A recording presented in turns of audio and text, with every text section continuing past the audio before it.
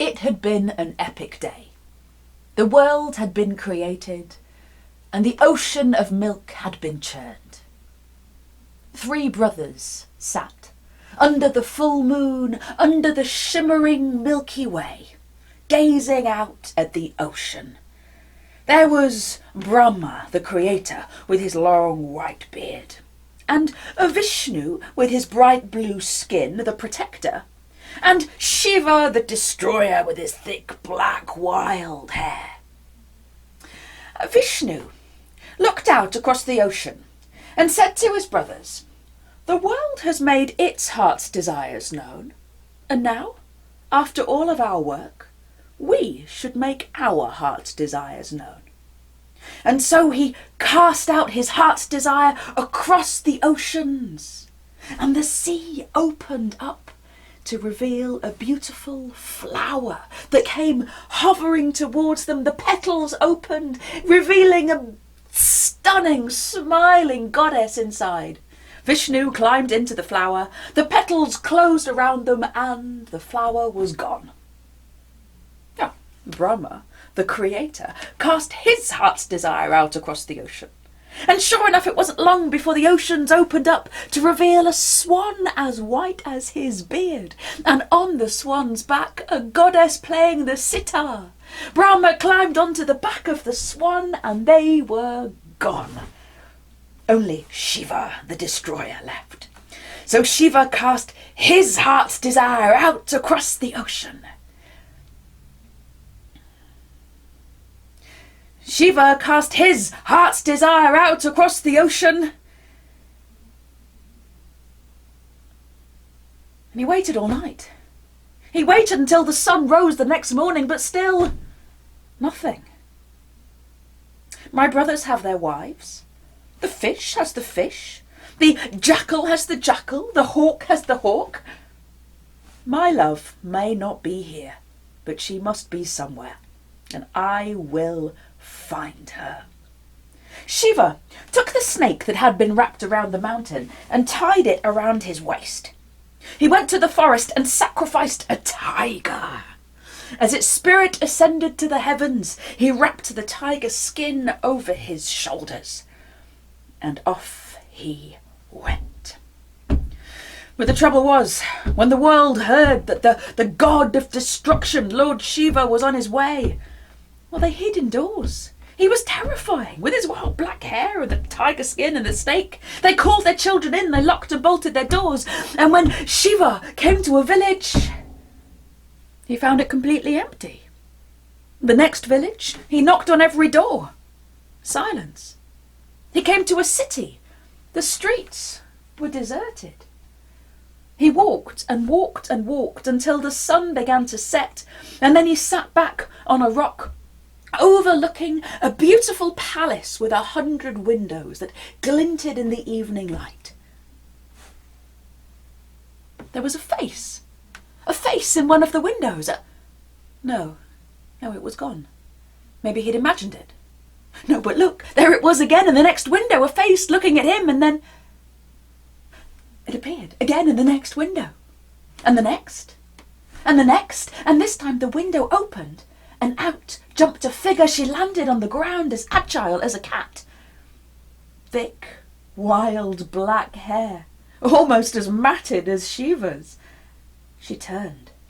She wore a bright red dress, bare feet, and the deepest, darkest eyes that Shiva had ever seen. His love, his life, his heart's desire. He smiled, and she smiled, and he smiled again, and she giggled, and he blushed, and she blushed, and they took a step towards one another, and again another step, 2 halves becoming a whole. They were about to touch when the palace door swung open, and out stepped a man with angry eyes and a beard like fire. "Sati, I ordered you to stay inside. Why can you not behave like your sisters?" He grabbed her by the hair and he dragged her inside and slammed the door shut behind them. Ow! Ow, Father! Oh, Father, please! I've seen my love. Let me marry him. "You Want to marry that? Ha! You marry him and I will grow horns on my head. It will never be. But you're right. It is about time you were married off. Ooh, a rich king or a wealthy merchant. Someone who will make me look good. Father, please, let me choose my own husband. You wish to choose your own husband? Very well. You shall choose your own husband. And so the sage was consulted, and an auspicious date, the next full moon, was set for the wedding ceremony. Invites were sent out to the kings and merchants. Offerings were made at all of the temples and shrines, well, all apart from one. The gates to the Shiva temple were bolted shut, and only Sati came every day and laid a flower outside. The day of the full moon finally arrived, and the palace was decorated in beautiful silks. The tables overflowed with gleaming exotic fruits and richly spiced meats, and the sweetest, most delicious saffron sweets. The musicians played in the gardens, and the peacocks paraded as the guests arrived.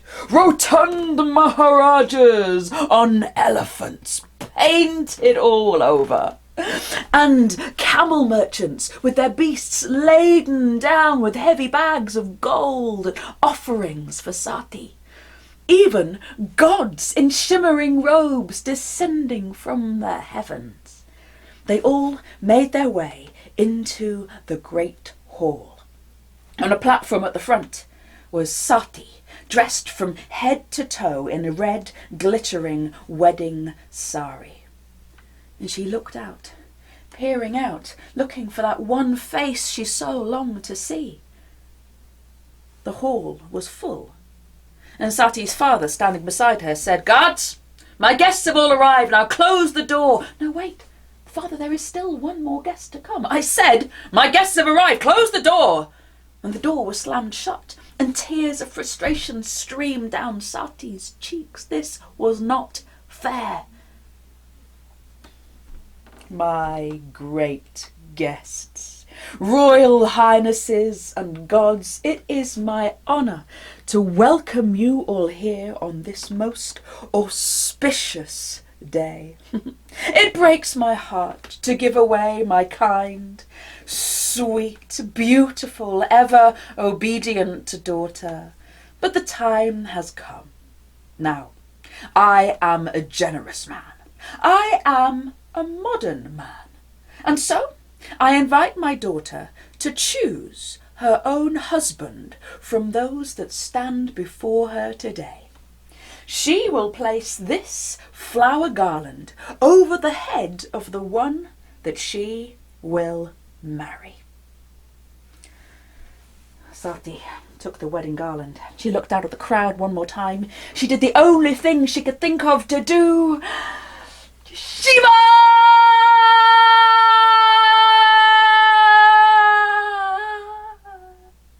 The crowd had fallen silent. Everybody was looking up at the ceiling, which was opening up to the skies and descending from the heavens, with a trident in one hand, wild black hair flowing down his back, a tiger skin over his shoulders, a snake around his waist, and best of all, a flower garland around his neck.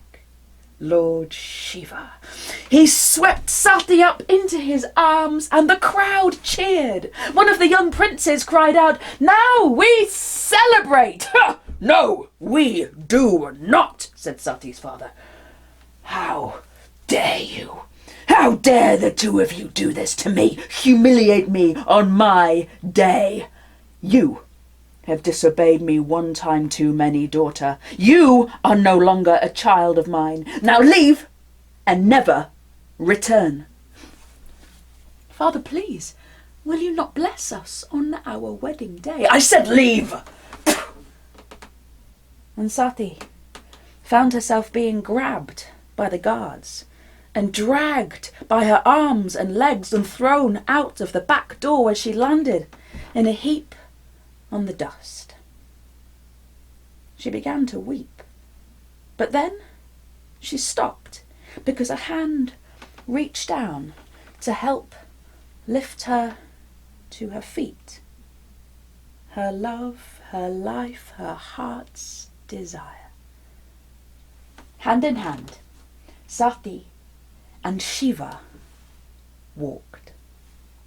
For the first time, they walked home together. And as they crossed the fields, the flowers raised their heads to greet them. As they crossed the meadows, the crops raised their heads to greet them.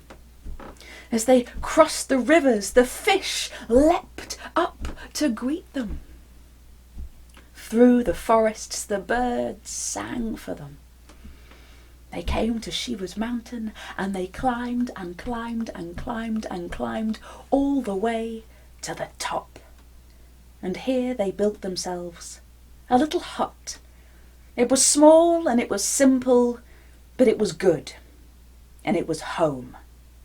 Here they lived, and here they loved, and here they were happy. I'd like to be able to say that this is where our story ends, with a lovely, happily ever after. But it's not quite the case. There is more. We'll see you tomorrow.